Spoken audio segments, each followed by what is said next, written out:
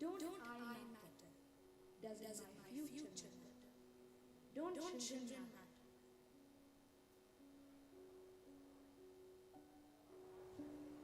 Nothing to boast, just a story of childhood lost. My childhood that you stole from me. How long before you open your eyes and see? You let me believe that it's not a big deal to smoke, and my candies laced with drugs make me choke. You make me roll your drag and carry your drugs. You let me believe that getting high is cool, when really I should have been in school. You don't seem to mind that I don't play, or where I go when I'm missing, when you kneel down to pray. You let me believe I don't matter, and say there are issues that are larger. You let me think it doesn't matter if I exist, and all of this is just a big problem in a gist. So tell me, don't I really matter? Doesn't my future matter? Don't children matter?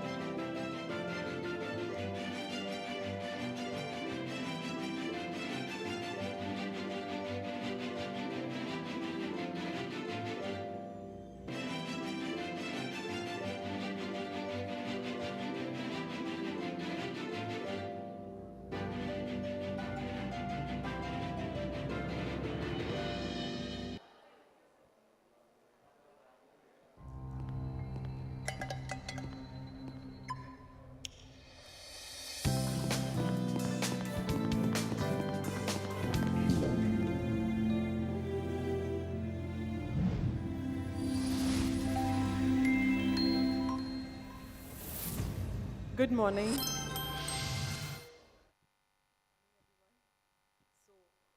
All the guests have finally arrived. This is just a polite request to all the participants, especially those who are staying in a different venue. Kindly refrain from suggesting routes and schedules to the driver because that will confuse them. What happened today was, we had a charted out plan on how to, bring you all here. But what happened is that there were some suggestions from the participants which confused the driver, so the bus came back and dropped some of the delegates here and had to return. So we had charted out a plan taking into consideration the traffic situation and the peculiarities of the city. So the same bus goes to the next venue, picks up the delegates, and only then come here. So that is the cause for the delay. So kindly, we have a plan in place. So if you give your suggestions, please suggest it to Diana or CC, not directly to the drivers, because it will confuse them and they will not know what to do. So I hope tomorrow we have a better day with this. And thank you for listening to my polite request. Okay, so we begin the day. And before we go further, we will have a slight recap of what happened yesterday. We have a small video to showcase how our day went yesterday.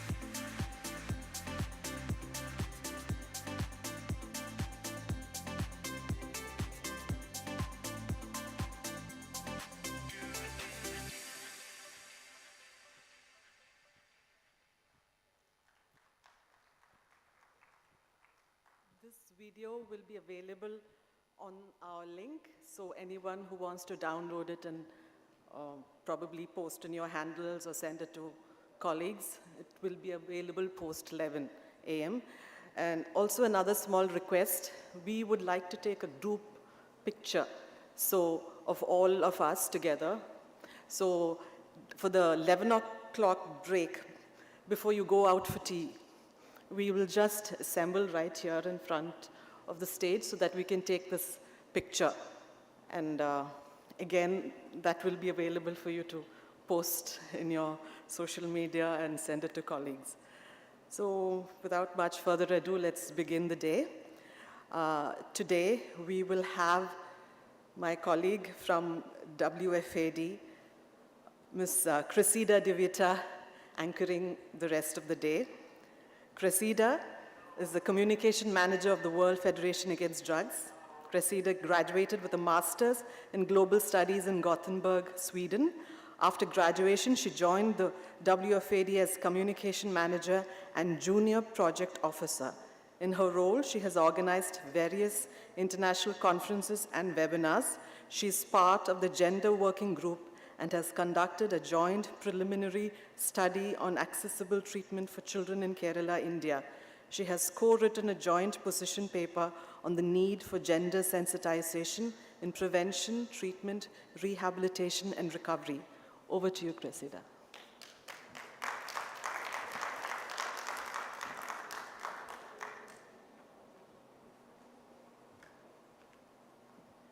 Thank you, Shalini, for your kind words. And it's an honor to be representing WFAD on the stage today by moderating you through the day program today.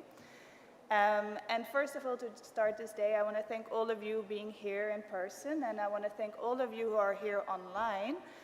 And I also want to give a special thanks to our sponsors who have made this event possible today. So a special thanks goes to the National Alliance for Drug and Aging Children, Drug Free America, Forum SUF, and also Forut. They have made it possible that we are here today, some of our participants are here today, and thank you for believing in the cause of making it a child right to live in a drug-free environment. So a big round of applause for them. And at the same time, I want to again start off this day. We have said it yesterday a few times, but I want to start off today again to give a big round of applause to our Fourth Way Foundation team who have done a marvelous job.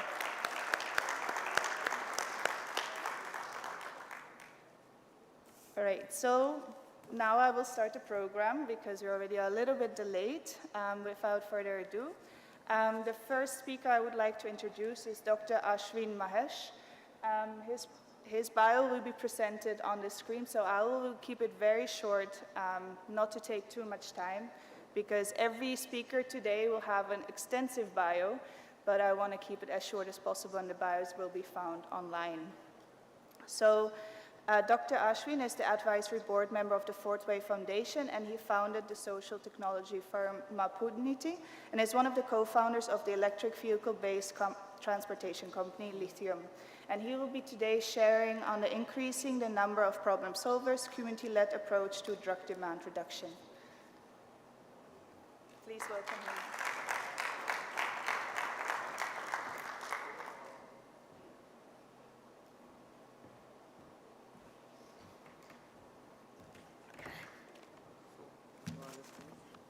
Okay.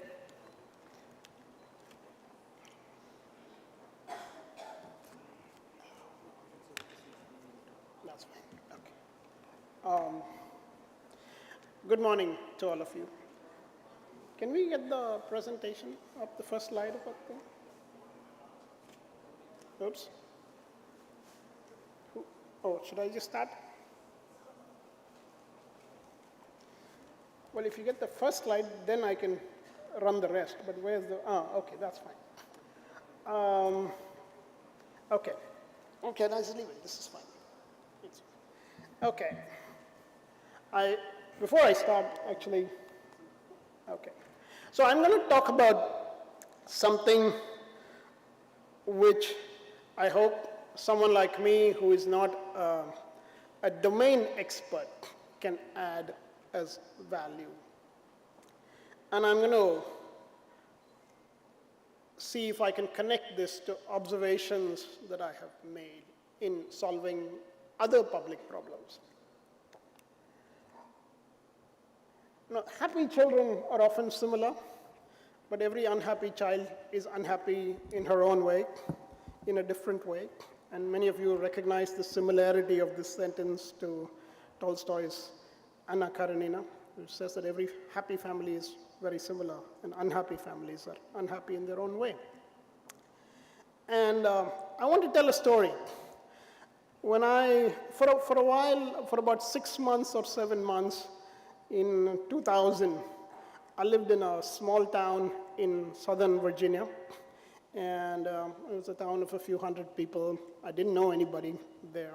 And I quickly got out. But while I was there, I said I must occupy myself with something to do that is useful besides the job that I was doing there.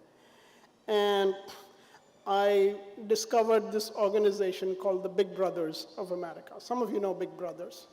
It's an organization that helps connect children without fathers, without adult male figures in their lives to theoretically responsible adults in some way. So I said, I can do that. And I applied to be a big brother to some child. And eventually, after some amount of time, the program matched me to a child. And his name was Neil. And I went to his school, and I was introduced to the child. And we spoke for a while. It was clear that it was not just awkward, it was clear that neither of us knew what was supposed to happen in a situation. I was supposed to help him, But I didn't even know what help meant at that time, so it was not clear how to help him. So I said, I'm just going to talk to him for a while and try to understand or learn where he's coming from, what he's about, and all of that. And we spoke for a while. For the first few days, we were only speaking, and nothing much happened. And then, in the course of speaking to him in the first week, I asked him, Neil, are you happy? He said, no, I'm not happy. So I said, that was pretty good. I'd actually got him to tell me something that was useful information, data for my efforts, as it were. And I asked him, why are you not happy? And he said, all the children in my class know more than I do. And I said, well, that's an interesting problem. That's a problem I can fix, because I know more than those children. And I can teach you something. And so I taught him speed math, how to multiply 2- and 3-digit numbers in your head without a pen or a pencil, kind of thing. That's the kind of stuff that I had done as a kid. And then the following week, his teacher came up to me, and she said, what did you tell Neil?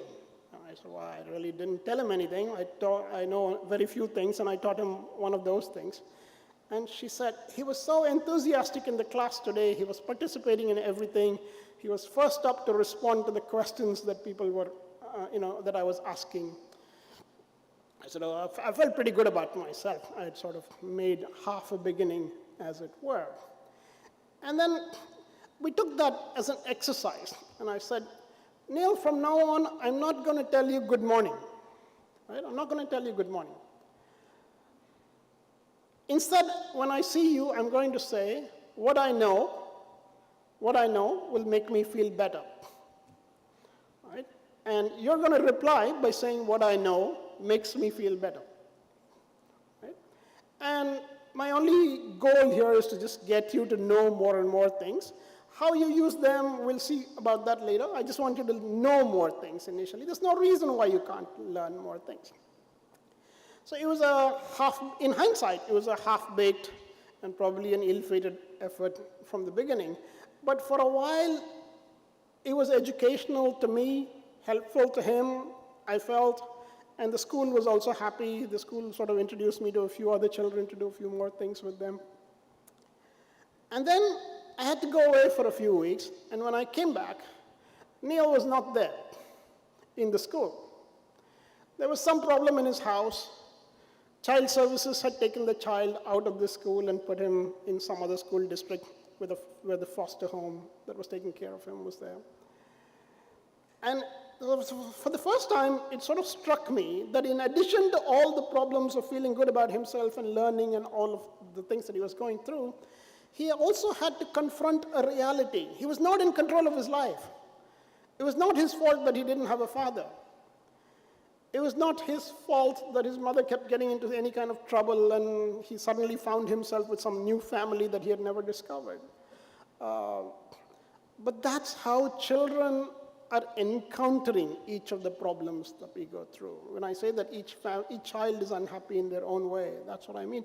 There was some years later, there was another situation. There was an elderly lady who was my neighbor in Greenbelt, just outside of Washington, D.C., and she was in a wheelchair. Her daughter was a prostitute. It's unfortunate, but that's what she was. Her daughter was a prostitute, and she would often get picked up by the police. And she had 2 children, and those kids were 4 and 7 or whatever. And those kids would have all kinds of problems at school, and one day the grandmother asked me, can you take them to school? And it was a kind of an unusual request. I'm her neighbor. I really don't know them well. I'm not sure what I'm letting myself get into. But it was another reminder that if from the child's point of view, from the children's point of view, all this is a world that is happening around them in which they have no control. They are just being buffeted from one thing to another and put in situations where they have to cope with these things. And somehow we as adults have to build a kind of order around that which protects and prevents some of those things from happening. The problem is granular. Yesterday in one of the presentations. Somebody was talking about how someone from the community being present at the gate of a school when children were let go from at the end of the day's schooling, that was necessary to ensure that drug peddlers didn't have access to the children. It's granular at that level. You need that outside every single school. And what that means is that you have to increase the number of problem-solving people hugely. We think of police, we think of doctors, we think of psychiatrists, we think of health workers and care providers, all sorts of people as providing help. But all of them together constitute only a small number of the people needed to solve a problem like this. We need to dramatically increase the number of problem-solving people, and that's really the challenge. How are we going to increase the number of problem-solving people? These people need to do many things. These people need to prevent harm, they need to protect children from harm, they need to redress harm when it occurs, they need to do all sorts of things. Some people who need to do these things need skill and expertise. Some people need skill and expertise. If you're a doctor, it's useful if you're skillful. If you're a child care provider, it's useful if you're skillful. And therefore, we try in places like this, in institutions of learning, in various ways, to increase how much skillful people know, and we try to increase the number of skillful people. That's what we do as part of the response. And we keep validating this. We had a discussion yesterday about what's working and what's not working. I remember Mahesh saying, well, that he was not going to hold back any punches. And if some things are not working, he's just going to call them out. And I think that's good. We all learn from things that work and from things that don't work as well. And I think it has built capacity in many, many subjects over time. But here's the second problem. The very large number of people that we need, they need to be skillful without expertise. The doctors and the care providers and all these other people, they need to be skillful with expertise. There's a mechanism in place for them to acquire that expertise. But the ordinary citizen standing at the gate trying to prevent some harm from happening to a child, what is the skill she needs? And who's going to teach her that skill? And if we need 2.5 million such people to cover every school in the country, who is going to teach 2.5 million people to be skillful without expertise? And these are important, and not just expertise. They're not paid for it. They have to show up all the time. They have to trust each other. So the problem, I want to identify the nature of the problem at different stages. We have to dramatically increase the number of problem-solving people. A very large fraction of those people need to be skillful without expertise. And these are both very large hurdles to overcome. It's not about knowing what the right thing to do is. It's about being able to do that in scale, the kind of scale that is required in every community.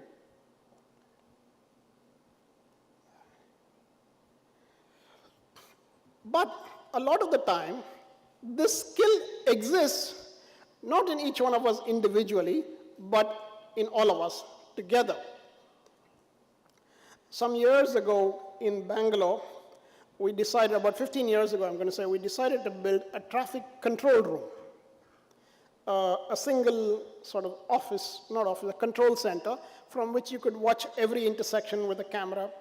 You could take pictures of vehicles and issue them tickets. You could measure the speeds at which vehicles were moving.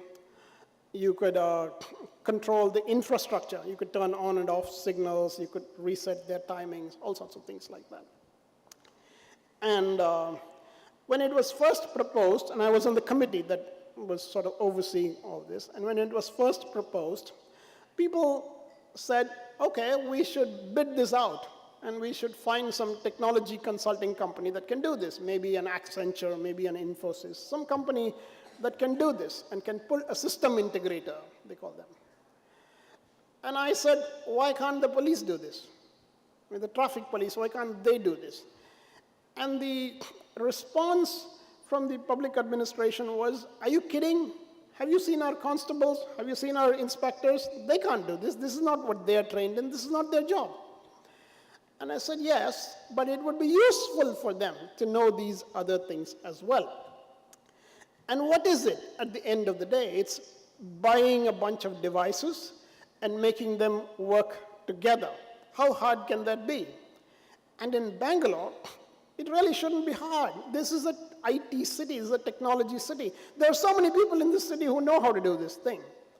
Why on earth would you contract for this? Why don't we just ask people to help?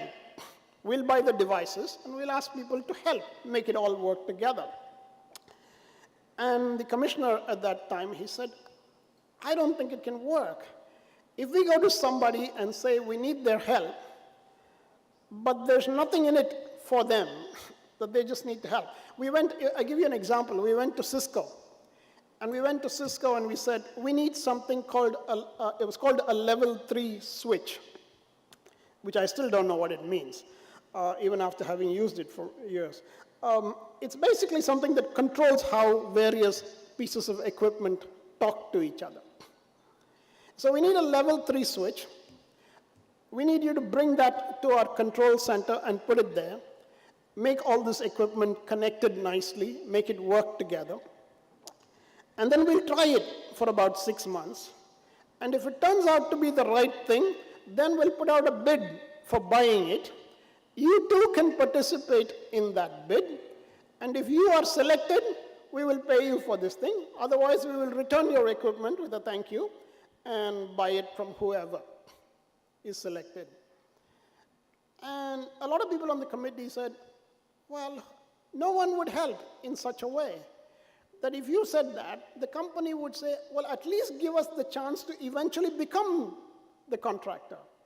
We'll help you, but only in that way. And I said, no, actually people will help. You need to go tell them all the things that you need. We need a level 3 switch. We need to make it work for a few months. We need to test how it works. You need to tell, and you need to train our people in how to work with it. You need to do all these things. And we may not eventually buy this from you. But if you added one more thing, people will help. And the thing you need to add is to say, please do it. It will be good for the city. And that's important. We have reduced ourselves to thinking that other people are atomized individuals looking out for themselves, first and foremost. Until we get past that thing, you can't actually build 2.5 million interveners, one in every school. The individualization of our society is now working against collective efforts that are needed for the protection of our children. That's the real problem. Therefore, when you increase the number of problem-solving people in a deliberate way, you are also signaling to more and more people that every child is your child. It's an age-old problem. It's been known since the time of Plato, that we care more about our children because we know which children are our children. That in a way, we have to create a society in which people care about every child. Enhancing each other's gifts and talents is the way to do it. The answer does exist among ourselves in communities. I thought there was one other thing. Celebrating responsibility is important. Some years ago, there was a lady who lives in my neighborhood, started cleaning all the public parks and lakes and all of that stuff. And she would always be looking for volunteers. And she would go around saying, why don't you do it? It's a good thing. It'll improve our neighborhood and so on and so forth. And hardly anybody would come up to help. And then one day we had an idea. There was a Republic Day or Independence Day event. And we made her the chief guest for that event and had a big celebration acknowledging the work she'd done in the community and so on and so forth.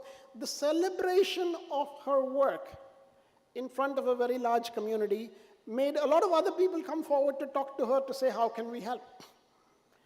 Now you could, I don't know whether that is a kind of surrogate advertising, I don't know. But in some way, it works. For many years, I used to conduct a forum called, it was basically to recognize people in the city who had done something good for the city and to recognize them. It was an annual awards function. The first year that we launched it, we got 76,000 nominations.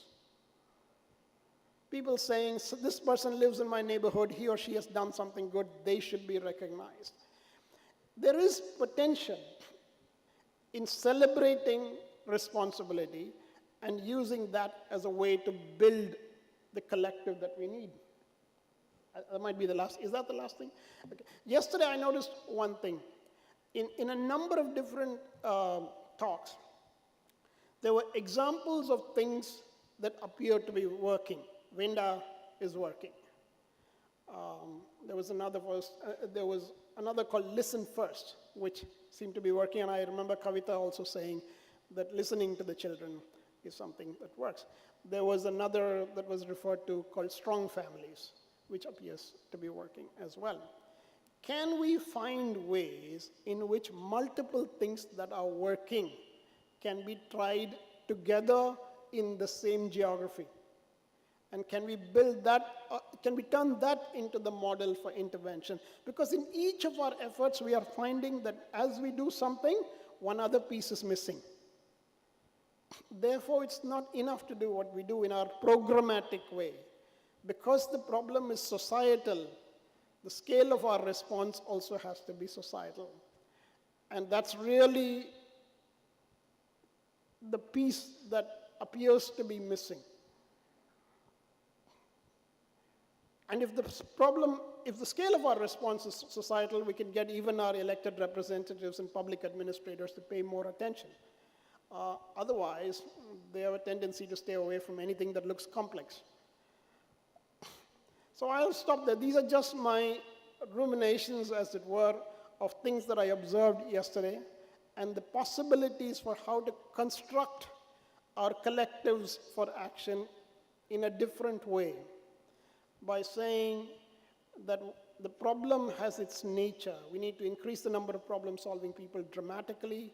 Most of those people have to be able to act without expertise, but that expertise collectively exists in society, and harnessing that expertise across all of society is the way to respond to the problem.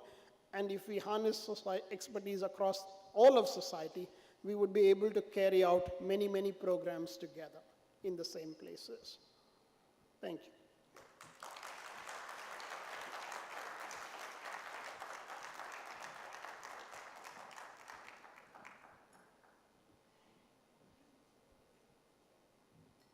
Thank you so much for sharing all those insights from yesterday, as well as relatable and personal stories and examples and beautiful metaphors.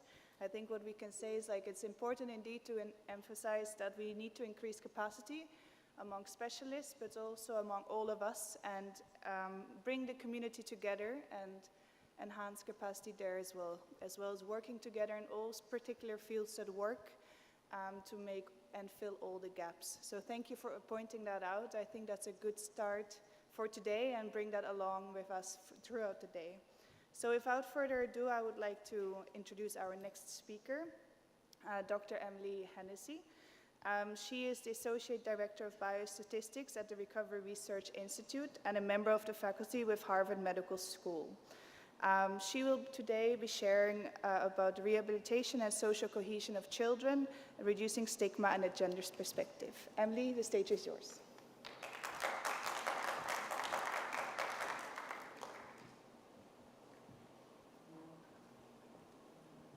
Okay. Hello, everyone. Before I begin, I did just want to extend a thank you for inviting me here to talk about the recovery among youth. I'm really delighted to see that this is part of the program, because so often we focus so much on prevention and intervention, and we leave recovery to whatever comes next. And really, if our treatments are going to be effective in our communities, we have to focus on that recovery piece, and we have to do it in the context of our community strengths, as our previous speaker spoke about. So thank you. So today I will be talking about really thinking about the context of recovery in the context of stigma, gender, and marginalized identities.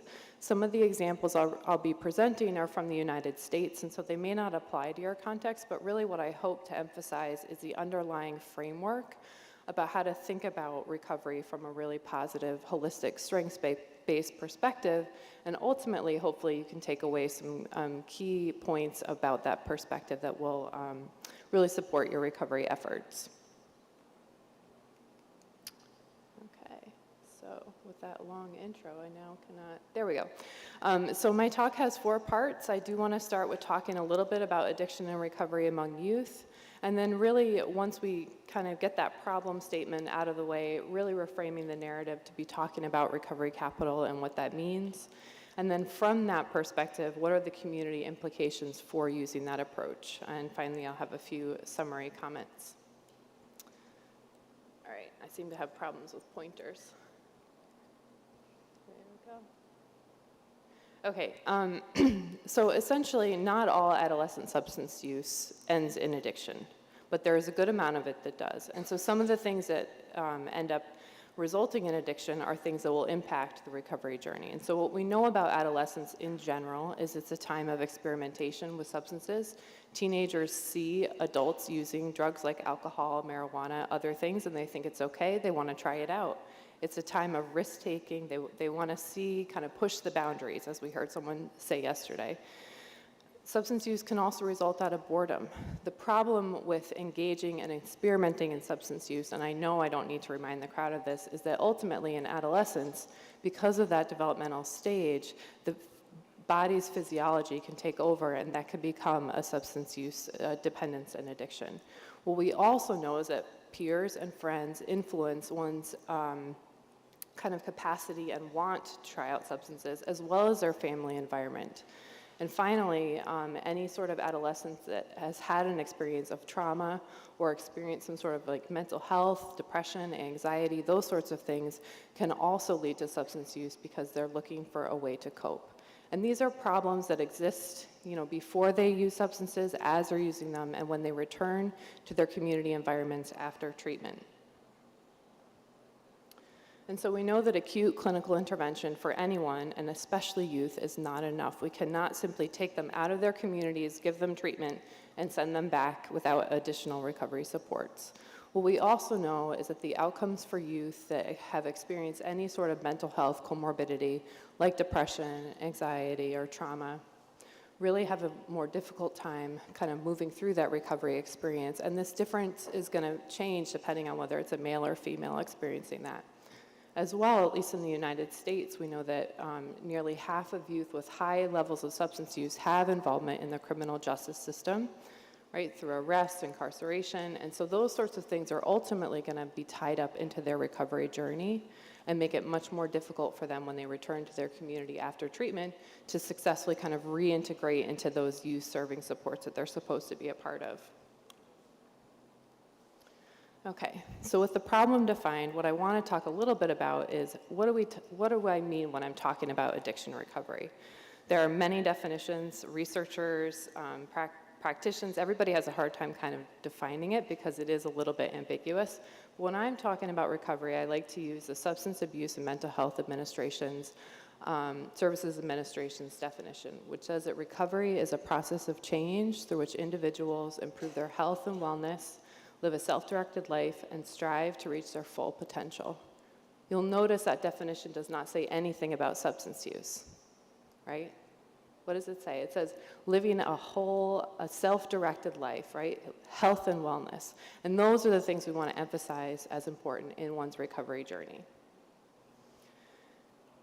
Shifting the narrative a little bit, I'm going to be talking about social categorization and comparison and how this relates to the recovery journey and experiences of stigma, right? So we all do this. We enter a room and we look at who we think we can be friends with, who's like us, and who's dislike us.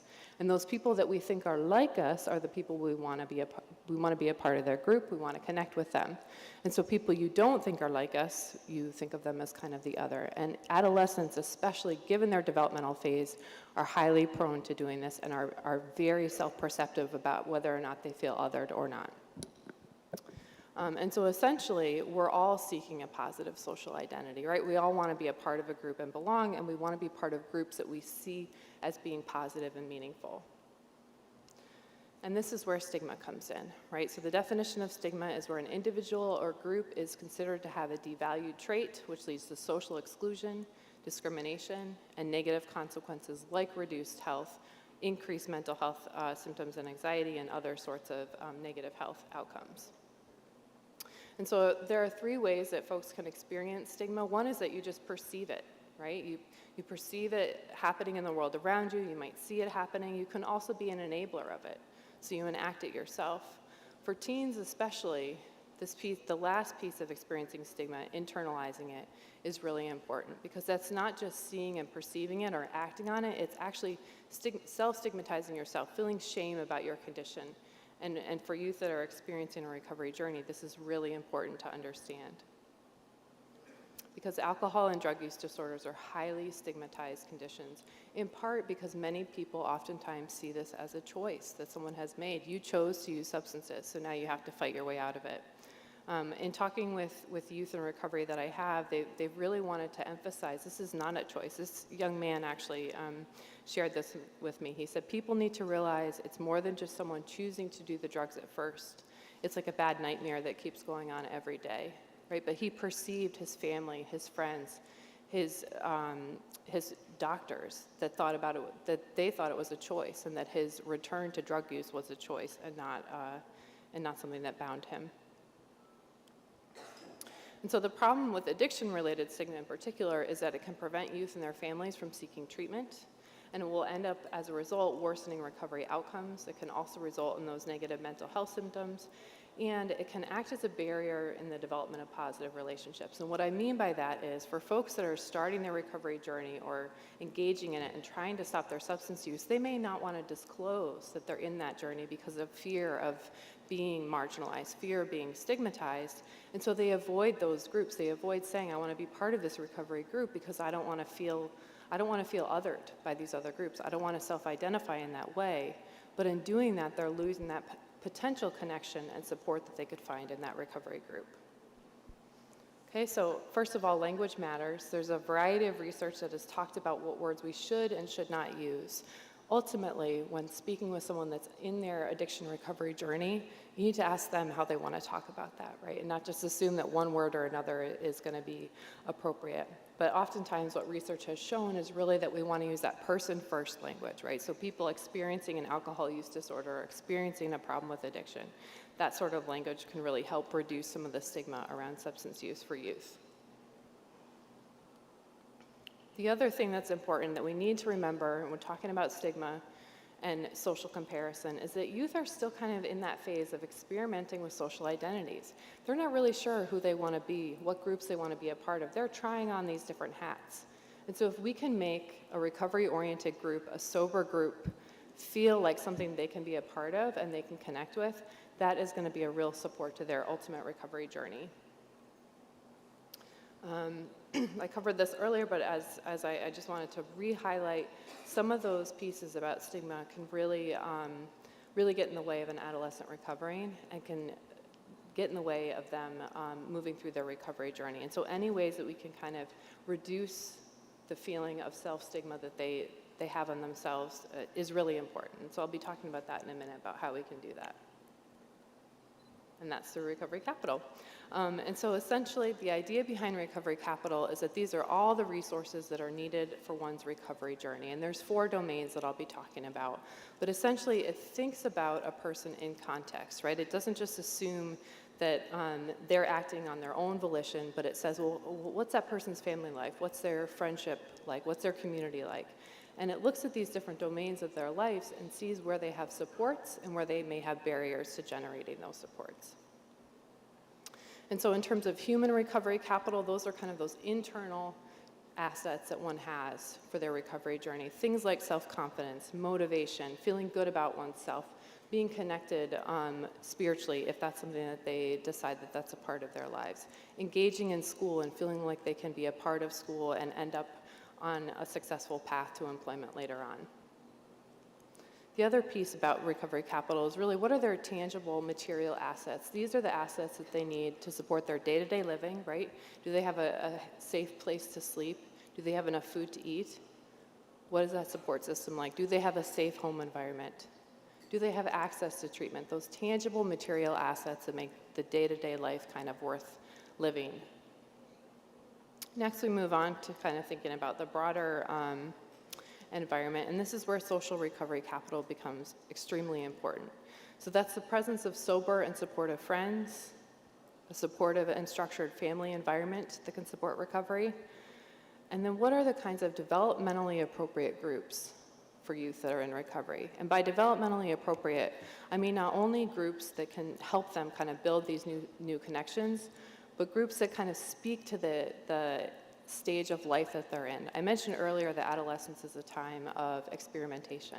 They take risks. They want to be a part of groups where they can feel like they're taking a little bit of risk, and we need to be able to support them so that they can do that without using substances and so that they can begin to build those social connections. So some recovery groups that work with youth specifically in the United States do things like zip lining or activities that really get their kind of adrenaline going, make them feel excited and not thinking about substances at all. And that brings us to the larger community and what sort of recovery capital is available in the community.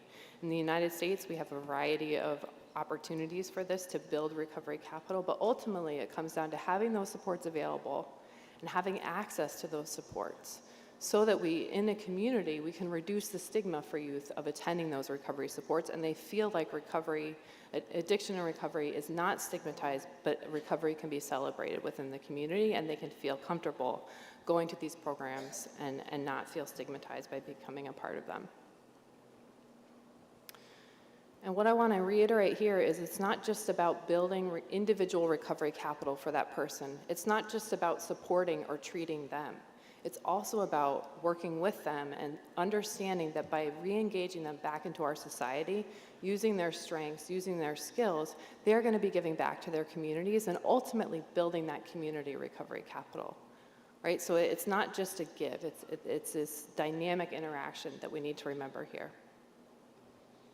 Okay, so as a result of that, I'm looking at the clock. I'm hoping I still have a few more minutes. Essentially, what are the community implications of this recovery capital approach? What kinds of supports do we need to put in place for youth? And I can give you two examples from the United States. One are recovery high schools. So these are secondary schools for youth to go back to after they've been to treatment, rather than sending them back to their school environment, which is where oftentimes in the United States they were able to access their substances in the first place. They can be part of a school that supports their recovery, that acknowledges that they're in recovery, and that begins to build them back on their pathway to education.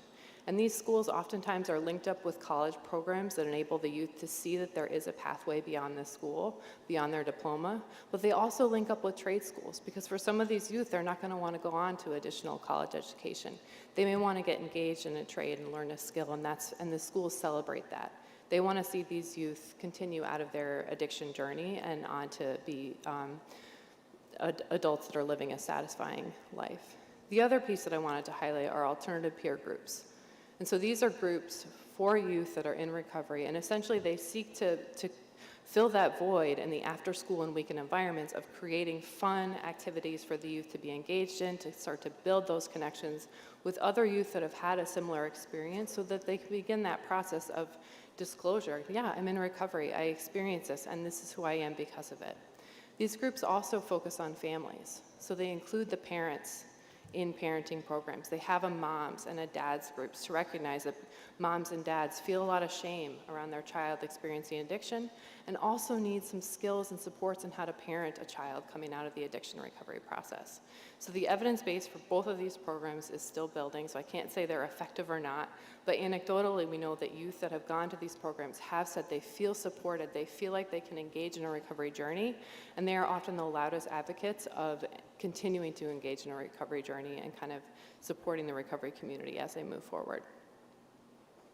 And so, kind of linking this back to recovery capital, what we see with these groups is ideally we're building these different sources of capital, right? By re-engaging in school through a recovery high school, they're building that motivation and self-confidence in their ability to graduate.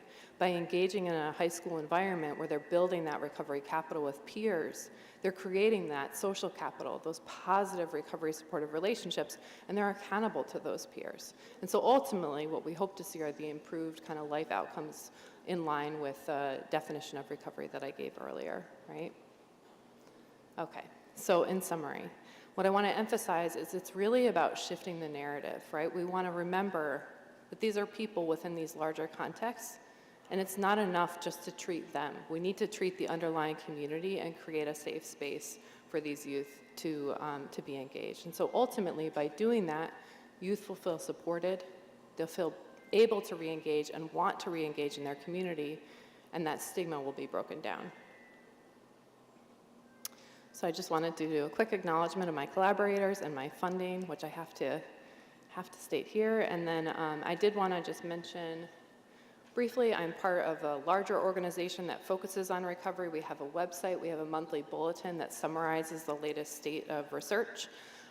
So please feel free to join that. And I also put a QR code which will link you directly to my website if you're interested in discussing these issues further.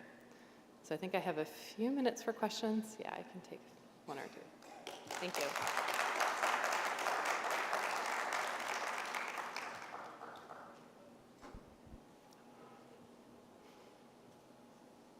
Yeah.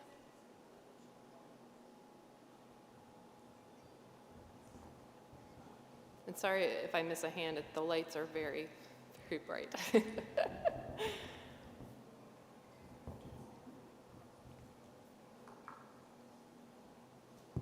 Thank you so much, Emily. And sorry for taking the stage again and asking questions. But I'm just so impressed by the work that you do, and we're very happy to have you here. And I was wondering about, for adults, we talk about the different stages of recovery, so sustained recovery being 5+ years. And I wanted to ask you if there's a difference in how recovery is measured, so to say, among youth as compared to adults in terms of these time frames. Thank you. Yeah, thank you. It's a great question. I think it's really difficult because that time of adolescence is such a brief yet stormy period, and there's so much going on, and that for some youth, kind of getting back on track and not using drugs, that in itself is a very stormy time period. Right? And so oftentimes, once they've stopped using drugs, it's actually going to take a little bit longer for their brains to get back into action because of the physiological effects of the drugs. And so we don't have good timelines of, what is considered stable recovery for that age group. And I don't know that there are attempts actually to define it beyond that, but really, thinking about what have they done maybe in the 5 years since, what kind of path have they taken, how have they increased their own personal recovery capital. Those are some kind of key markers, but a lot of times what I found in talking with practitioners is they say these teenagers, they may not want to identify as in recovery for the rest of their lives. They may see a finite endpoint and they may move on from that and support the recovery community, but they may go on to drink beer, but the rest of their lives are fine, and so they're still kind of recovered in our perspective, if that makes sense. Thank you, Emily, for the presentation. Just wondering about the recovery schools. Seeing as we are reducing stigma, wouldn't this, like mental health institutions, just like if you go to a mental health institution, just by that you're stigmatized. So I'm wondering if you're in a recovery school, everyone will know that you're in this recovery school, so in recovery. Even years later when you say, I went to this school, you'll just stigmatize yourself. I'm wondering how that works in reduction of stigma. Thank you. Yeah, no, it's a great question, and it's probably worthy of a whole entire talk, right, to really think about what that means. What we have found with the recovery high schools is that there are communities that have asked for them and have started them because of the need. And so for them, supporting that youth in recovery is a stance against stigma. Now, some of these schools, in their diploma offerings, in the name of their school, they may not name it as a recovery high school, so that later on, if the youth decides to disclose that they're in that school, they have the choice to tell their future employers or future college educators, yes, I was in a recovery high school or not. So they leave that choice up to them. And I think some of the narrative in America anyway is shifting so that being part of a recovery school is seen as a strength. Oftentimes they'll write it into their college application to say, look where I was and look where I've come from and how I've learned from that experience, and it actually makes them a much stronger candidate for a college application. Madam, this is a comment. The drug trafficking has become the largest international business. I think the profit is the motive behind this business. And our young ones, especially the students, are susceptible to this drug abuse. So we have to keep strict vigilance on our educational campuses to keep our students away from drug misuse. Yes, I completely agree. Thank you for the comment. Thank you all for your time.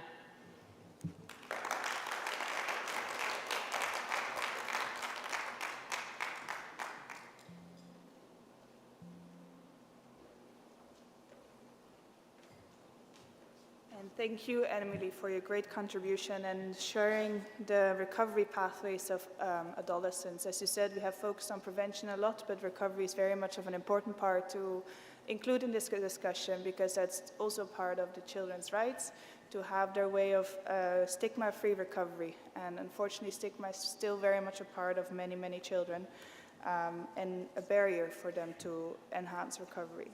So thank you for that. I would like to introduce our next speaker, Chantelle Pepper. Chantelle has been driving the Provincial Substance Abuse Forum by the Western Cape government since 2012, and first as the Secretariat and currently as the Chair. She will be sharing a contribution on policy to implementation, advocating for a community-based multidisciplinary approach and evidence-based prevention interventions for children, youth, and women. Please, Chantelle, take the floor.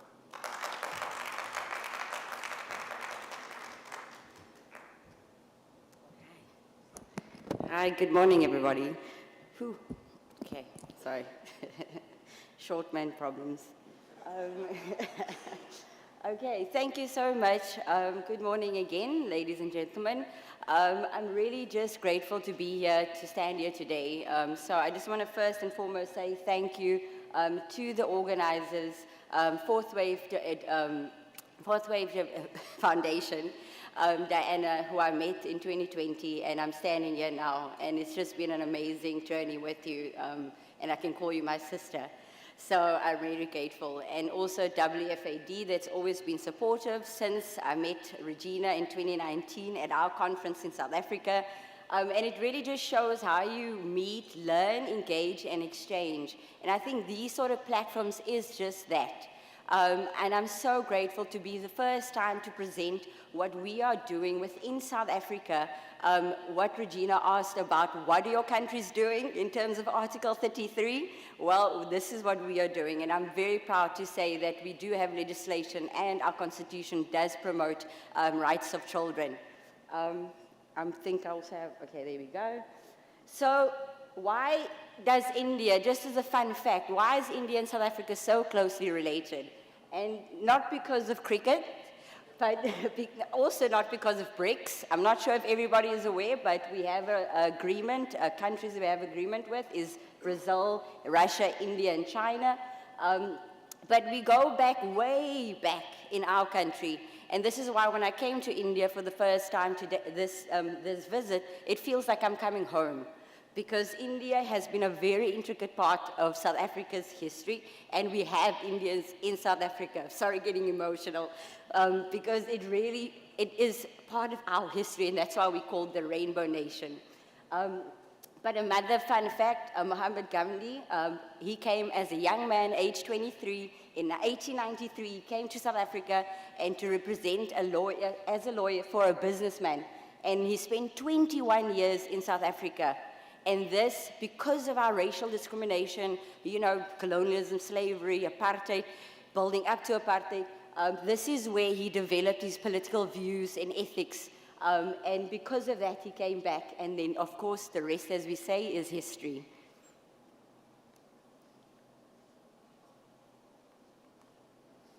Right. Oh, sorry. I think we need to be a little bit more patient with the. Okay. Sorry. So just to round that off, is the reason why I think South Africa is unique as well is because according to Stats SA 2022, Indian population is 1.6 million in South Africa. And, you know, I made a lovely colleague yesterday. She spoke yesterday as well with seminar. And she actually went to Durban, and it really, this is where the home of Indians are. And when we ever have friends and family of that are Indians, they always speak of going back home to the motherland. And they've got a great connection still with the motherland. And this is why I would just like to say we are the Rainbow Nation. So thank you again, Diana and FWA, for having me here, because it really is a special occasion. So yeah, we are here to learn, engage, and exchange, because we are both developing nations. And this is why I'm very proud that I'm here standing today. Okay, so why I'm here is why children matter in the Western Cape context. Western Cape province is a province in South Africa, and it's one of 9 provinces in South Africa. The Western Cape is a population, just a brief overview for us, is that we have 7.1 million people residing in Western Province. And the unemployment rate is about 20% before COVID, and now after COVID it's 24%, and now it's 27% in the first quarter of 2021. An estimated of 2 million children between the ages of 0 to 17 live in the Western Cape, making about the third of the population. And an estimated 2 million children between the ages of, well, the cohort of 0 to 4 years old, the province has experienced has approximately about 600,000 children, and of that, 36,000 is in foster care. And this is why I've mentioned about the unemployment rate, because it all is interlinked.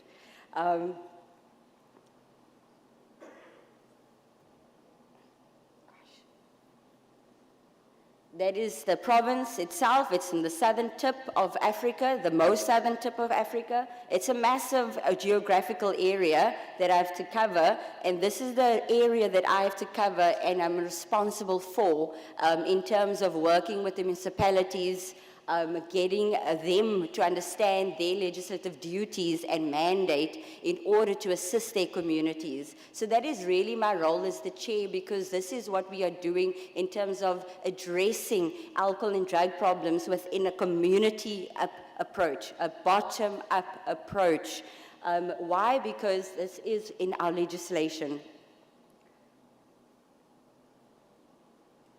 Some stats between access, youth accessing treatment, that really is, for me, an indication of how our youth and our adolescents is, what are they using at the moment. So this is how one of the tools we use to keep track of what is currently being used by our youth from 13 to 20. And in Western Cape alone, so this is in South Africa, in Western Cape alone, alcohol is 10% of the primary substance of use. Cannabis is 52%, and methamphetamine, we call it mandrax. This is something that was developed in the 1970s during apartheid. They called it the chemical warfare, and they distributed within our communities, our brown communities. And that is another way of, trying to break down the communities during apartheid.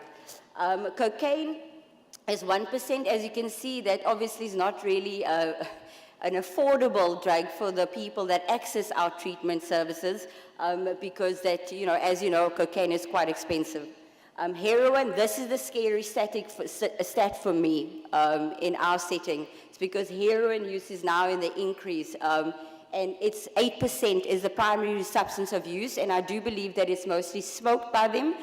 So we're not going into the injection yet, but this is what we need to now act now in order to prevent that from happening. So the 8%, it's more than the adults. This, for me, is really where it's alarm bells is going off. Methamphetamine, and we call it TIC, that is 20%. That is almost like from the early 2000s, this methamphetamine has really infiltrated within our communities, especially in the brown communities, and now it's spread out to the black communities as well. So it really is a big problem, and I won't go into detail why it is a problem, because everybody knows why methamphetamine, what it does to the brain, etc. And that report you can access at the Medical Research Council website. They do a biannual reporting like this, but for the whole of the country. It's accessing admissions to treatment. So it's not the prevalence, it's the admissions.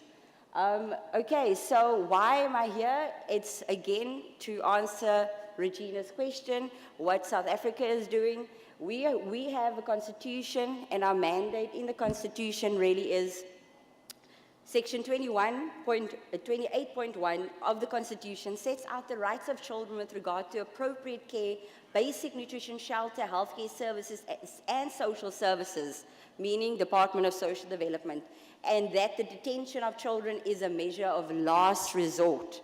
So that is based in our Constitution, and that is obviously answering to the Convention, Article 33, but we also go a step further in doing our acts. So we have our Children Amendment Act, and that speaks to the child about parental responsibilities, you know, the guidelines for protection for children, as well as the promotion of well-being of children and the consolidation of laws relating to the welfare and protection of children. So as you can see, this is what our department is, that's our mandate, that's like our Bible really. But also we have the Child Justice Act, and we also made our own Western Cape Commissioner for Children's Act in 2019. But then where my role is the Prevention of and Treatment for Substance Abuse Act.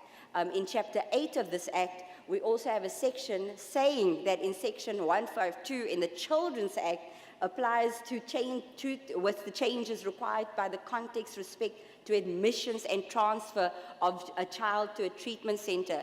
So the legislation is pretty clear, and it is a guideline, and this is why it is key for every country, especially developing nations, to have that in place. But firstly, that's the first part, but then you also need a policy mandate in order to implement the legislation. The Child Justice Act I mentioned before. We also have the Prevention of Trafficking Act and the Mental Health Act. So this is why we all then have to work transversely together. The National Drug Master Plan is the policy mandate, and this is the plan enables to coordinate the departments and local authorities in line with the Prevention of Treatment of Substance Use Act. So this is where legislation meets policy and how we have to go about doing it. So national does that, and I will just explain a little bit how that works.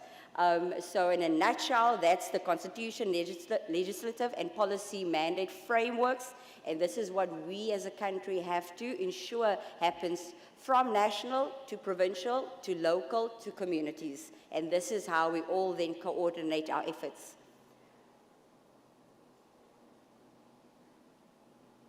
Right, so just going into the Act briefly, it really is to provide prevention, early intervention, community-based inpatient treatment, and reintegration aftercare services via state services, registered, funded, and unfunded NPOs. It also promotes a collaborative approach amongst government departments and other stakeholders involved in addressing substance use disorders. And the reason why this is, the Act is really critical is because National Department of Social Development is responsible for writing the Act. They sit at National in Pretoria.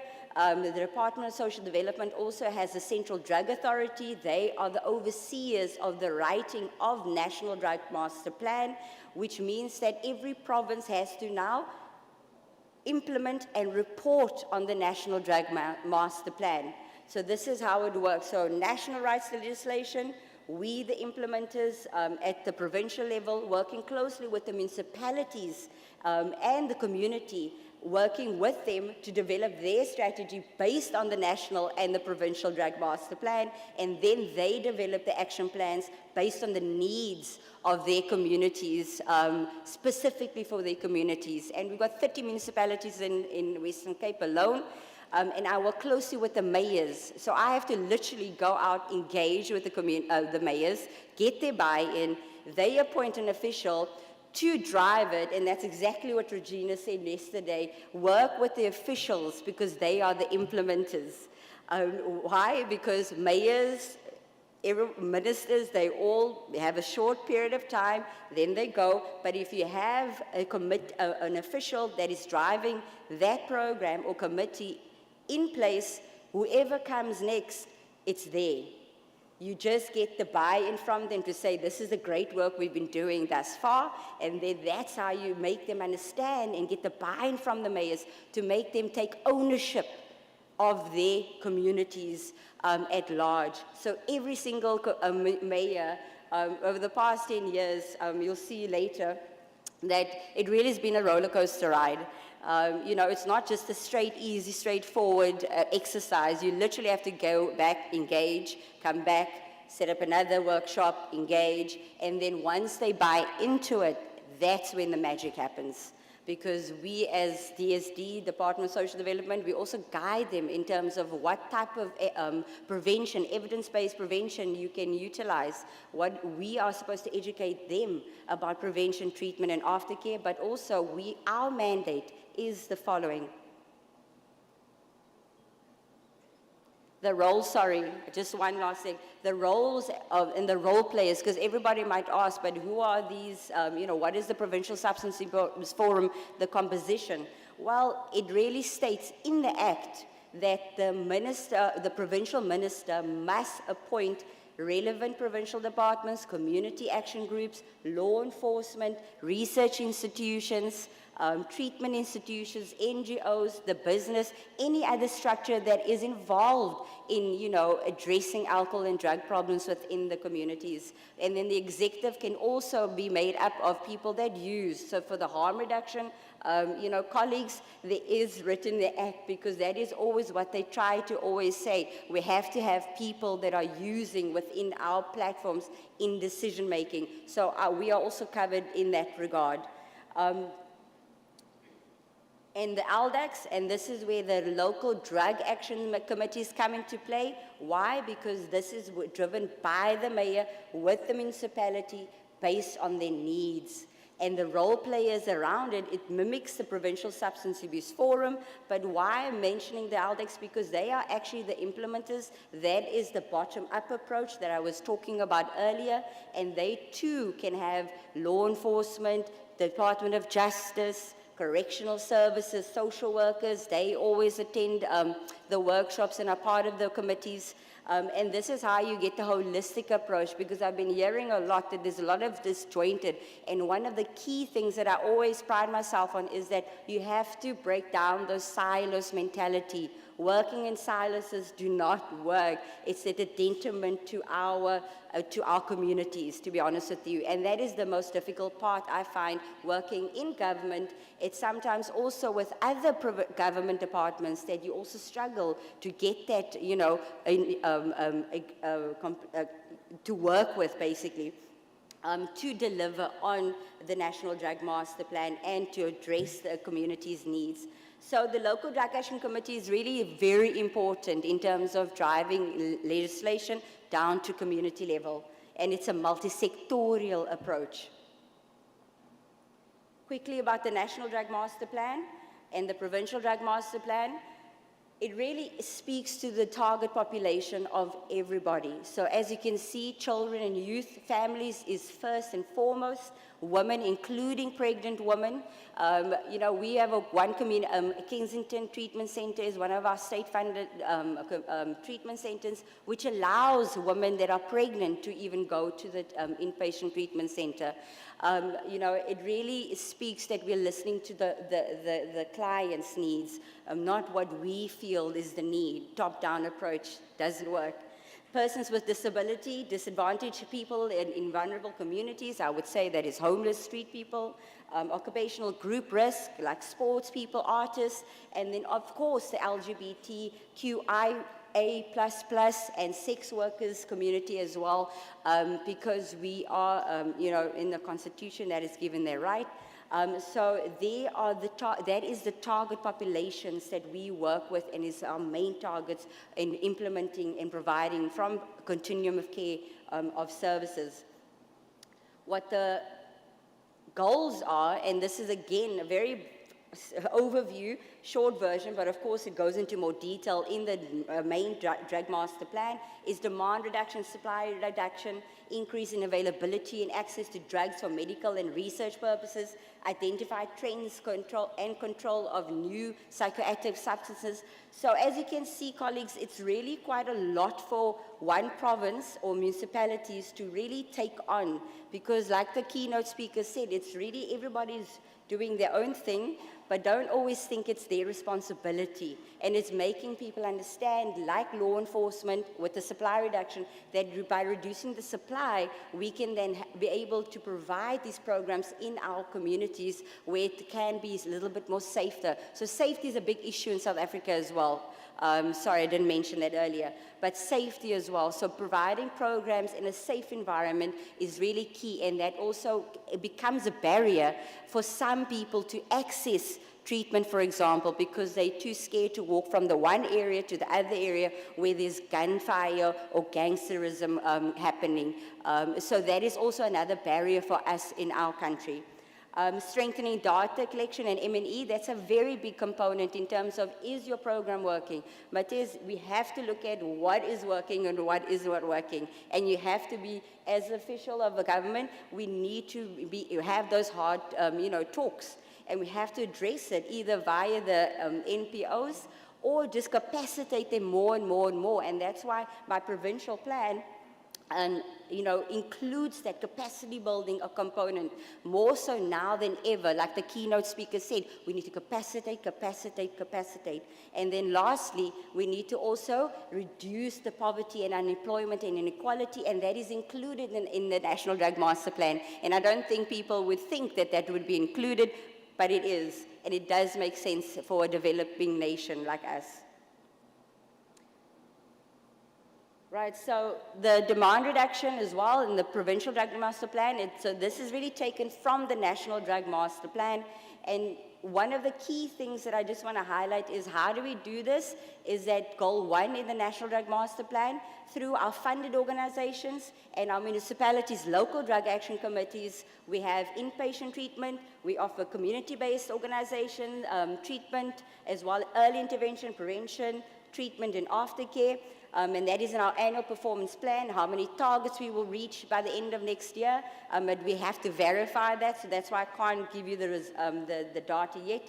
And then, of course, the local drug action committees. And also the capacity building I would like to also highlight here is that the capacity building for professionals is really key. Postgraduate diploma in addictions care, I did that one. It's great. University of Cape Town also has ITTC, the free training that INL, US State Department, is funding. A lot of the LDACs have attended that, and that's how you get free training into the communities in our municipalities. Examples of this is the Sarki Bartman Inpatient Treatment Center. There's my minister. They do women and children, so women go in for inpatient while the child is there with the ECD program. And then you also have a FAR, first 1,000 days. I spoke about that the first 2 years is critical in the child's development. And so we have organizations that does that work. We also have Medita Foundation. I'm running out of time, so I'm just rushing. We have FAR that does really evidence-based prevention work for children. And unfortunately, we do have the highest rates for FASD in the world. And then Medita Foundation, one of our funded organizations that is based in the school. So it's similar to the secondary, school thing, but it's actually normal school. And when they get caught with, let's say, cannabis, they get diverted directly to the NPO that's based in the school. So there's 14 schools that she's now currently servicing with brief intervention and community-based treatment program. And then lastly, I have to mention my local drug action committees. I'm so sorry. They really do the work, and it's driven from the municipality. So as you can see, I started in 2012, it started picking up, going to the municipalities, so I literally physically have to go to them. And then of course COVID happened, a drop happened, they became non-functioning, and then I'm now picking up again, where I've got 16 out of 30 municipalities that are now doing great work in terms of prevention, early intervention, treatment, and aftercare. The 3 best practices model is City of Cape Town. They do the Strengthening Families program, the Matrix treatment program. That's one of them, graduation ceremonies. And then you also have the Theawaterskloof Local Drug Action Committee. They capacitated, they did a needs analysis. They realized that the volunteers and the community caregivers needed more training. Again, keynote speaker, that is how you get your community to get capacitated, and that's through the municipality. So they got funding for that by the private sector. And then they basically did a 10-day workshop doing the foundational substance use disorder and support. And then the last municipality I would like to talk to is Swartland municipality. These guys are the longest running LDAC in the province.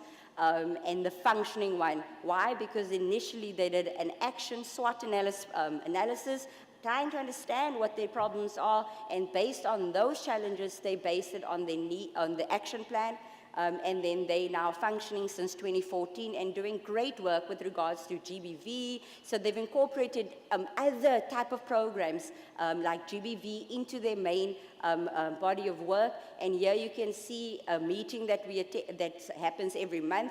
But this isn't where the action happens. You can see a community member standing up to the police that are in the room there and saying, she's not happy with how the police is conducting themselves within their community, because frankly, some of the police are also very corrupt, and also, but we have them there so that we can start engaging with them and trying to work closer together and really addressing the challenges that is facing our community. But that, ladies and gentlemen, I would like to thank you again.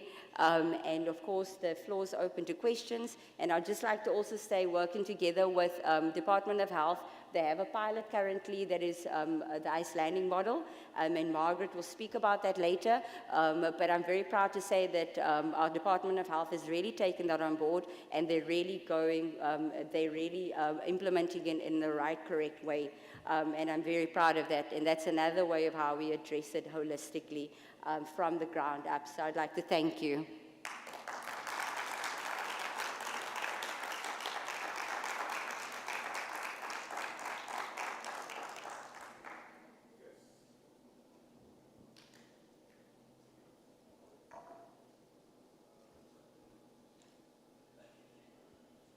Thank you very much for the excellent presentation. But I noticed something on your presentation, more especially on your plan for the drugs. You talked about the other key population, but nothing was talked about the drug users community. And goal 7, it talks about demand reduction and supply reduction. Nothing is being said about harm reduction. And in goal 3, it talks again about demand reduction and supply reduction. What about harm reduction? Is there any harm reduction program in South Africa? Thank you for the question. In our previous drug master plan, we had 3 goals. It was demand, supply, and harm reduction. And then in the new one, they somehow took the harm reduction leg out of it. However, it is still promoted within the National Drug Master Plan. And also in the Act, it does state that we have to provide services in terms of harm reduction, meeting the client where they are. And yes, we fund an NPO called Salt and Bow. They are a community-based organization, and we fund them for opiate substitution therapy, but they've got a really great holistic program where they've got psychosocial support. They provide Suboxone for their clients. They obviously get assessed by a doctor and then prescribed by a psychiatric nurse. there's Suboxone, and then they also have a day program where they actually attend from 7 o'clock, 8 o'clock, up until about 4 o'clock every day, and they also can practice their religion, if it's Islam or if it's Christianity, and that forms part of their program. So it's more about meeting the clients where they are, and we also have a drop-in center by TB and HIV Care.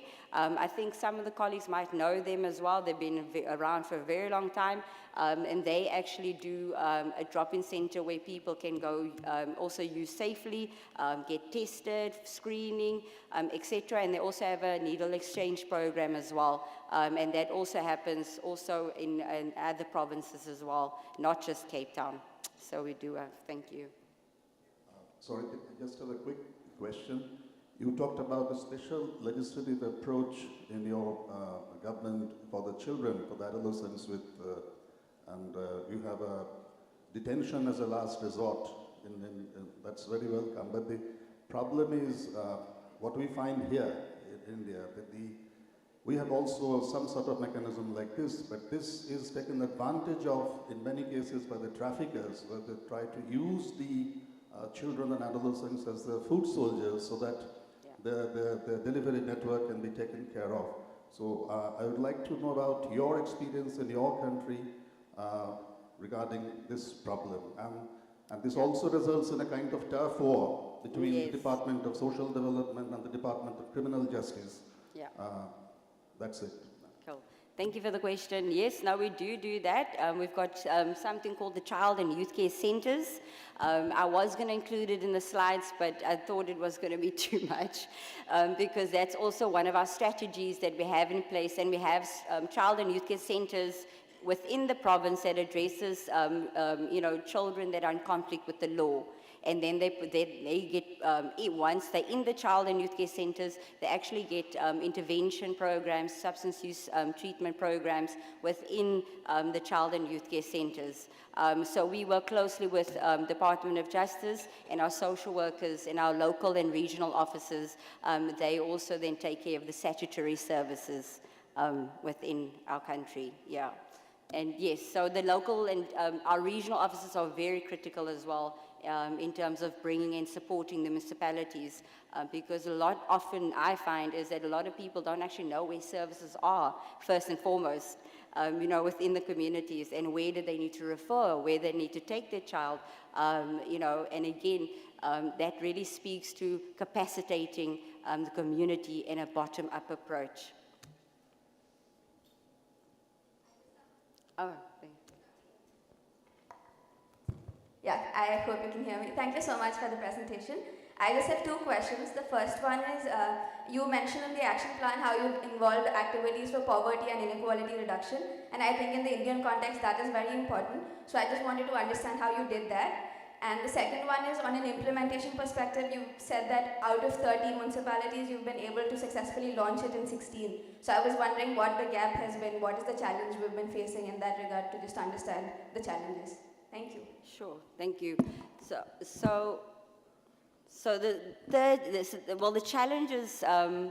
The challenges really is getting the buy-in from the mayor. You literally have to physically present to them why it's their mandate. So that is really first and foremost the biggest challenge, because remember, you still also have to be aware of the politics, within your setting. We work for I work for the opposition government in provincial government, and some of the municipalities are also from a different political party, for example, and that sometimes you need to navigate through that, because, it's very tricky, but it can be done, and once you get that buy-in from them, and they appoint an official within their municipality to drive it, like from rural development, or social development directorate, then you'll find working with those officials is much better. You start capacitating them, and then really it really is a great way of getting a bottom-up approach when they take responsibility. And it can be done. It was challenging in the beginning, but now that everybody is aware and they understand the benefits and the impact that it's had on the ground, I'm getting calls now now from mayor's offices to come and do, their local drug action committees and help them with the action plan and strategy. So it's been a journey, but I think you need to have someone like myself in every single municipality. I can't do everything alone, and I would love to have a task team to assist me with this. So, in future I might have a task team, but that will definitely speed up things. So I think it's more about the time as well, and it takes quite some time for a municipality to actually accept that it's their responsibility, they establish it, and then we go about addressing their needs and challenges. So it is a journey, but I think, it needs to be done. It's like the keynote speaker said, it has to come together. We must stop working in silos and, work together with everybody. So thank you. Could you please mention the country that tops in the consumption of drug substance in the world? So I didn't get it? No, could you please mention the country that tops in the consumption of drug substance?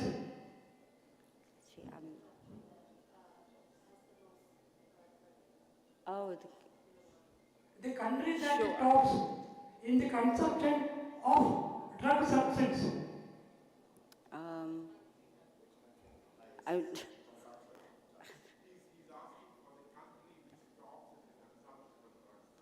Okay, must I answer that, or sorry, I can't really have that on the top of my head, but the rate of consumption of drug substance varies from nation to nation. Yes. And which country tops the list of consumption of drug substance? That is my question. All right. Okay, thank you. Okay, thank you. Thank you so much. Okay, thank you so much, everybody. Thank you.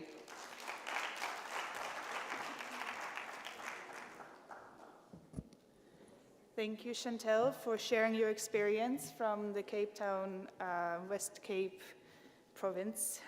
It was very good insight, I think, for all of us to see how it can be done on different levels, the national drug policy into the community.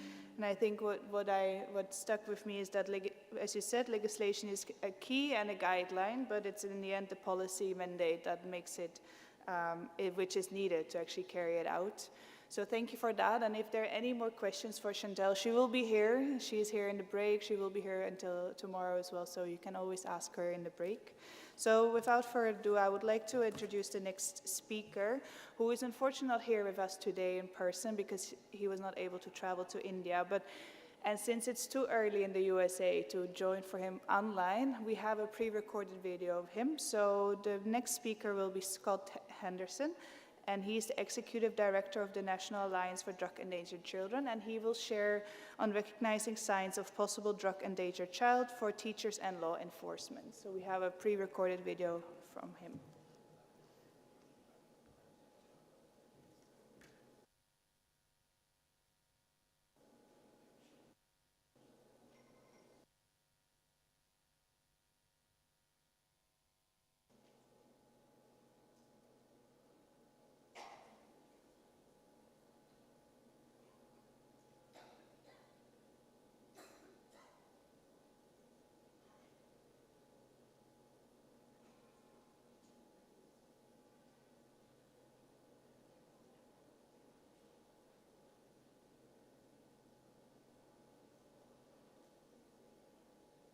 Thank you for allowing the National Alliance for Drug Endangered Children, National DEC for short, the opportunity to share our efforts to recognize children affected by a parent's or caregiver's legal or illegal substance misuse or drug activity.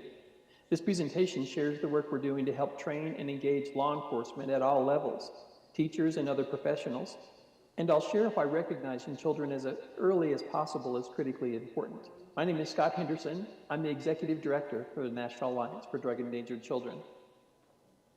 Our nonprofit NGO, based in the United States, began our efforts over 24 years ago in response to the methamphetamine epidemic and growth of home labs in the United States. We trained and educated law enforcement, helping them to recognize that when children are present in those situations, special care and attention is needed. and they needed a plan to engage other agencies in providing care and services for those children. We also reached out to teachers and educators to help them recognize that the children in those situations need help and the best ways to intervene and help the children. We quickly realized that any legal or illegal substance misuse or drug activity was having a profound effect on children, creating layered risks. So the scope of our mission evolved, and today our efforts to educate and train still include law enforcement and teachers, but we've also expanded that outreach to include a wide variety of professionals who are in contact with children or can provide services to children and families. This multidisciplinary professional approach with law enforcement, teachers, and many other professionals makes up the DEC alliances that we help develop, train, and support. It's a proactive approach where we train the importance of early identification, intervention and response, and services that are the core of this proactive DEC approach. These multidisciplinary DEC alliances share a common vision of working together in the best interests of children and families to break the generational cycle of substance misuse and drug activity. This is National DEC's mission. Our mission is to teach early identification, response, and appropriate intervention services for children and families affected by parental or caregiver substance misuse. We equip comprehensive, multidisciplinary alliances, communities, organizations, and individuals with access to our National Resource Center, trainings, and technical assistance. We believe by changing the status quo of where we've been for years, we'll be better able to identify children and respond to their needs. Our vision is 100% healthy, safe children, families, and communities free from the negative impact of substance misuse and drug activity. If we shoot for 100%, impacts can grow from 50% to 60%, then 80%, and so forth. This perpetuates our focus and energy on achieving that goal. And anything less than 100% is really not acceptable, especially if you're a child or a family in that situation. Our definition for drug-endangered children is children who are at risk of suffering physical or emotional harm as a result of legal or illegal drug use, possession, manufacturing, cultivation, or distribution. They may also be children whose caretaker's legal or illegal substance misuse interferes with the caretaker's ability to parent and provide a safe and nurturing environment.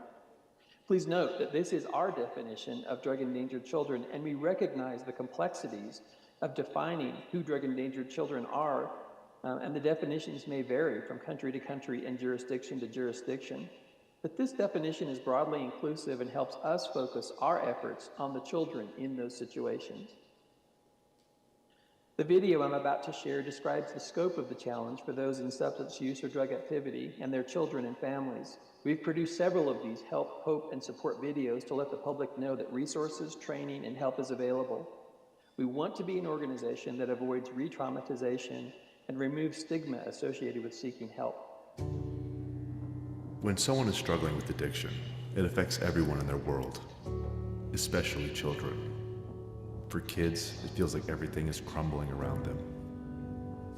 Forces they can't control begin shaking their lives, and people they love begin drifting away. Addiction is like a cancer. It doesn't just affect the person who's using, it affects everybody around them. They're the ones picking up the pieces when things fall apart. We know that living with or near addiction can be overwhelming, no matter how old you are. And we're here to help with resources, with training, with care and support. There was no way out. I thought I was gonna die with a needle in my arm. And then I was set free. I'm on this journey with so many other friends that are in recovery. That's our support, you know? To know that you're not alone in this and that you can do it. Like when I was in active addiction, you know, I was afraid of all those people and all the social workers, and just seeing everyone in the community come together to try to combat the epidemic, knowing that they really do care, is huge. At the National Alliance for Drug-Endangered Children, our mission is to help families find a way forward. No matter how deep the substance misuse has taken hold, there are strong pathways to recovery and caring professionals available to help. In the drug war, the kids are oftentimes the collateral damage. They're the forgotten ones, the first impacted and the last ones helped. We want to change the trajectory of children and families' lives in communities across the United States. We want them to have an opportunity. We want them to be identified early. And we want professionals to look at what's best for the child as a whole, the family as a whole, and ultimately impacting the community as a whole as well. For the children, for the caregivers, for the addicted and all those working to help them, we can help you find a way. Learn more.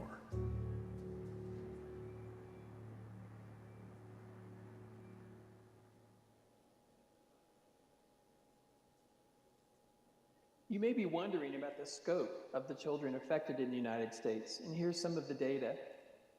There are 8.7 million children who are living in households with at least one parent who has a substance use disorder. 1 in 10 children, about 7.5 million, live in households with at least one parent who has an alcohol use disorder. And approximately 2.1 million children live in households with at least one parent who has an illicit drug use disorder.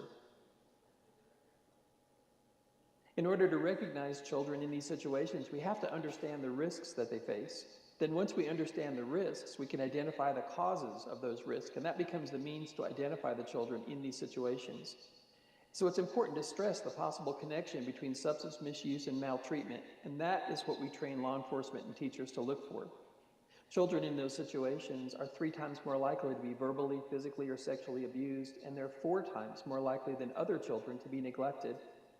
And we've learned that children of parents with substance use disorders have a higher likelihood of developing substance use problems themselves later in life. Children living in these substance use and drug use disorder environments are often subject to adverse childhood experiences, such as physical, emotional, or psychological trauma, putting them at risk for negative long-term consequences.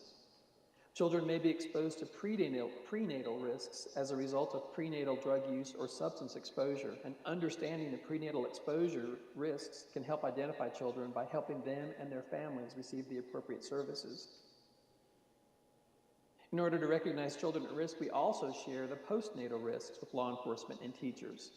Some of those examples are environmental chaos in the home and a lack of supervision, a lack of necessities or possibly violence or domestic violence, overlay or associated deaths near the family, and loss of items, loss of security, possible injection and exposure, and human and sex trafficking. Children may also be at risk related to drug distribution and drug activity in the home. And some of the ways that children become victims of the illicit drug trade are home invasion, abduction, ransom, drugs transported in children's items, and children brought to drug buys. Children used as decoys in human and sex trafficking. These are examples, but in no way exhaustive in terms of a list of things that could be affecting the children. Working together, they have a complete picture of children and families, and professionals can put them first and provide the best services. Working together, this is what we look like. We found that when law enforcement, teachers, and other professionals can share a common vision, it makes it easier to focus on meeting the children's needs. It makes it easier then for them to collaborate in effective ways that allow them to change the ways they've been doing things ineffectively and work together to develop and implement effective responses. Because the situations affecting drug-endangered children can change, we also share ways to sustain DEC Alliance efforts by proactively addressing change on that ongoing basis. Over the last 2 years, National DEC has developed a mobile application called CheckDEC.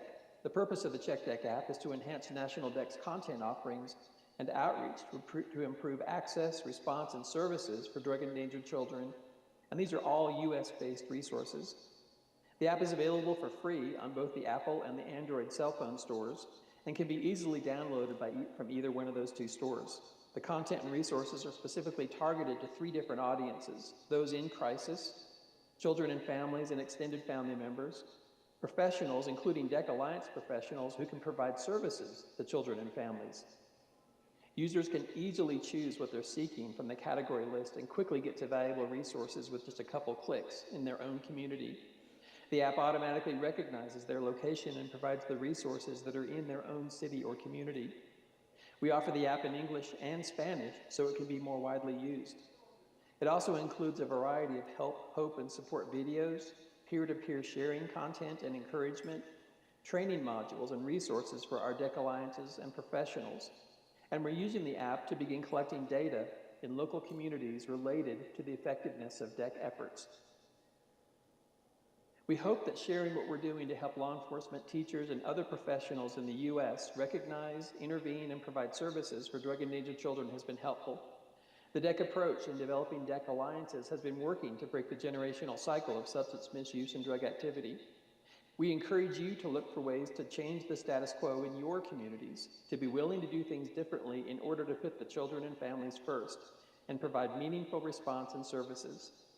Thank you for your attention and for allowing us to share our organization's approach to drug-endangered children recognition.